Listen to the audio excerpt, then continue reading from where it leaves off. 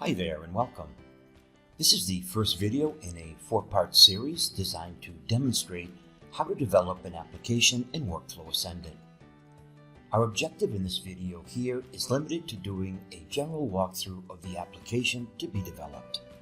Here we'll walk through slides containing screenshots of the developed application. It contains only two fields, title and total. In the upper left-hand corner of this slide is how it appears in a Notes client, and in the lower right-hand corner, how it appears in a web client. Down below is a graphic illustrating the entire process, which is expressed in terms of states. We'll take a look at each one of these states in turn. Some general principles to keep in mind. Workflow Ascendant controls who can intervene in a document at a given state. The next users in the workflow are automatically notified, and each workflow document is assigned a reference, uniquely identifying it.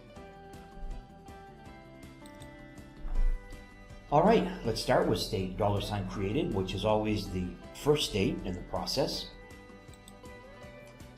State $created is always and only the initial state in a process. No routing is allowed back to that state. Title and total are modifiable by the document author.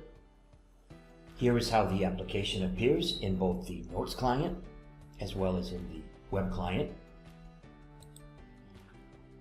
An error is displayed in the document blocked from advancing if the user leaves either field blank. A unique place is provided where each participant in the workflow can add his or her comments. And lastly, the user can only submit the request. There is no choice as to the following state. Now on to State Manager. Here is the process as it relates to that state.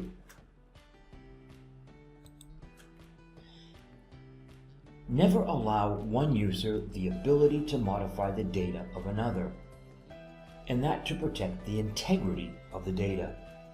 Should you allow that, user 1 can always claim that user 2 modified the original request. Hey, wasn't me, I swear. Did you eat cake?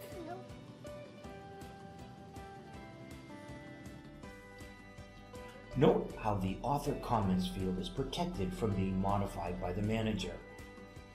Providing comments here is particularly relevant if manager decides to send the document back to the author for modification, hence the necessity to explain what needs modifying. When manager selects the Send button, a dialog box is displayed allowing for the selection of the next state in the process, which routes the document accordingly.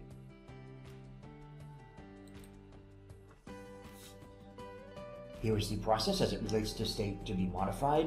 This is the corollary state to $created. The same principles hold here as well. The exception is that the author now has a choice to either withdraw his or her request, which effectively archives it, or return the document back to manager for another review. Moving further along in the workflow, here is the process as it relates to state director. The same principles apply. You'll notice that the name and role of the person intervening is automatically added here on the Comments tab.